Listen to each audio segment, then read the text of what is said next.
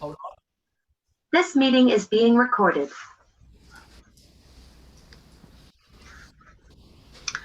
Okay, thank you very much, Dr. Price, and hello to everyone. I'm so sorry I couldn't join you. I am actually not very far away. I'm near, in between Keith and Dufton. You'll see my I Love Keith sign in the back. But I'm sorry, childcare issues meant I couldn't join in person despite my best laid plans. So thank you for having me, and congratulations on your 60th event. That's quite some going. Yeah, so very, very delighted to be here to tell you a little bit about Scottish Government. So yeah, as Dr. Price said, I'm the Deputy Director for International Climate Change, so leading on loss and damage in Scottish Government. So what I wanted to do today, I don't have formal slides, I'm going to keep it quite brief, and then you can ask me questions because I'm just not quite sure on the level of knowledge you already have. So I don't want to go into all sorts of things you already know lots about, but come back to me with questions, very happy to answer them. So I was going to lay out what we announced at COP26, what we've done since, and what we're hoping to achieve at COP27, which I'll be setting off with the First Minister on over the weekend. So COP26 was quite a turning point on loss and damage. The Scottish Government, as Dr. Price has set out, we were the first government to commit to funding loss and damage. And not just the funding, and what I keep being told by people is it wasn't just the funding, it was the recognition of loss and damage as an issue, and that the global north had a moral responsibility to the global south. So the basis that recognizing the injustice at the heart of climate change, that those who are most affected are the ones who have done the least to cause it, so the global south in particular. So that was quite a big statement from Nicola Sturgeon at COP26. So we committed our 2 million, and we also committed to treble our climate justice fund to 36 million. So these sums, obviously in terms of need, are small. So this is not to say that the Scottish Government thought that 2 million would therefore address loss and damage. It was meant as the start of the conversation. And I think we can see that that is what it's done. It has laid the path for others to join. So we've just seen that Denmark has committed funding to loss and damage. So it's a very nice position for us to be in. A kind of year ahead of Denmark is always a nice place for a government. And I'm hopeful that at COP27, some other governments and philanthropies as well in the private sector will join on funding loss and damage. So with the 2 million that we committed, the other government was Wallonia, and there's also been some philanthropy since then that committed at COP26. So with our 2 million, we have just about committed and spent that, or certainly allocated it.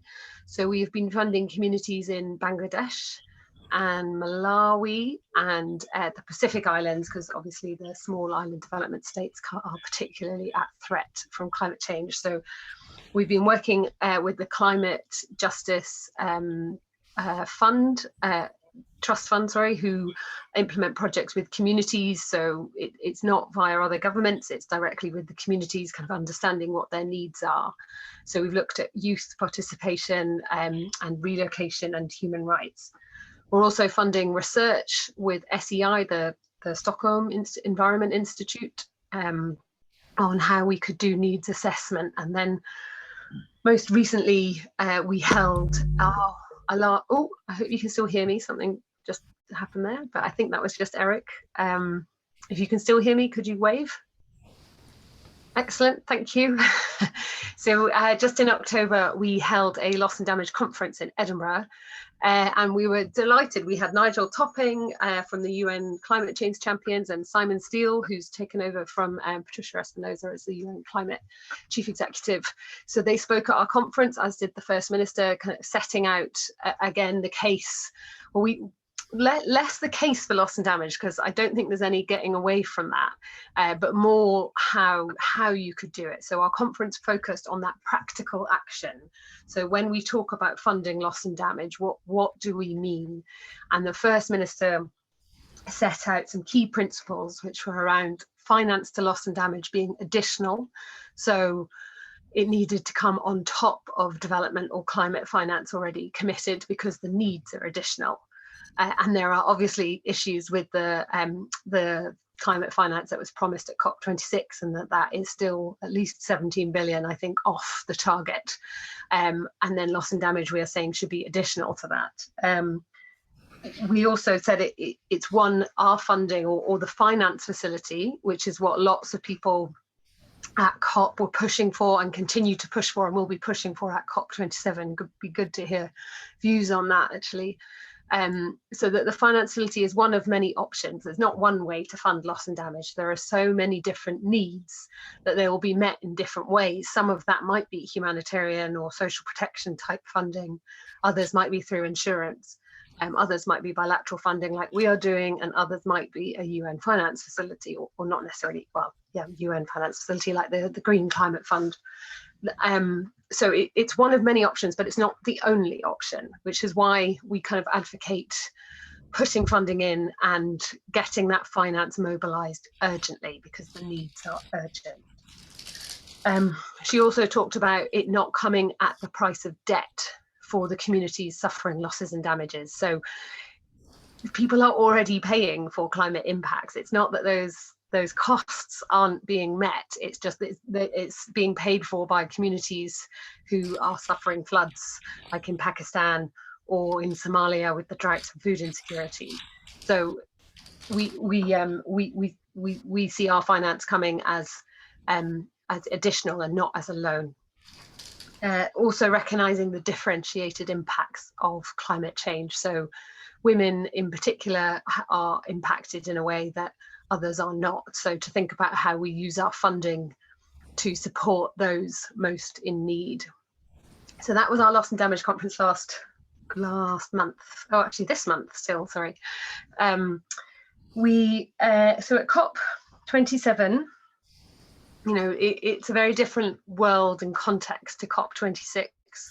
So we've had ongoing COVID pandemic, which isn't new from COP26, but it continues.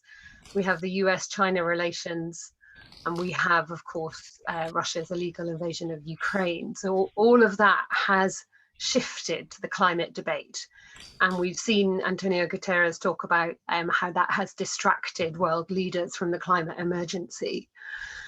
So COP27, with that kind of atmosphere of other issues going on and big political changes going on globally, it is at the same time as the impacts of climate change being increasingly felt. So as I've said, Pakistan and Somalia seem to, you know, at the moment are particularly in the media. And that decreasing trust that we're seeing between global south and global north. So, you know, is the global north going to do what we said we would? Are we going to give that 100 billion in finance? You know, are we going to ratchet up our NDCs so that the 1.5 remains in reach? And are we actually going to commit some money to loss and damage? So loss and damage, I think, will still be a huge issue at COP27. It is not yet formally on the agenda. It may, even in this last week, it may well become part of the agenda. We will still be talking about it as Scottish Government. We will be holding various events and with the high-level champions and on our own, on looking at how you can fund that practical action, how you can just mobilize that finance and get that money to people who need it as quickly as possible. So I think that is probably it from me. So I'm looking forward to COP27.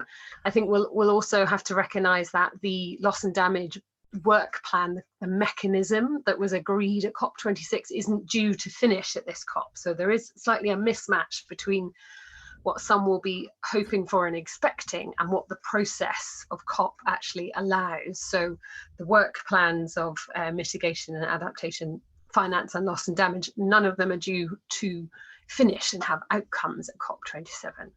So it will be, as the Egyptian presidency says, it will be a COP of implementation and of showing how we've delivered what we said we'd do, as opposed to a COP of new targets. And I think that's a really important place to be about how we deliver what we said we would, and keeping that ambition there while recognising it's challenging and it's difficult, but keeping that ambition. And the Scottish Government certainly wants to remain in that leadership position on loss and damage. And I'm, as I say, I'm hopeful that other governments, philanthropies, private sector, non-state actors, that they will all start to come in and start committing finance to loss and damage. Thank you. Thank you very much, Jemima. So we can stop the recordings.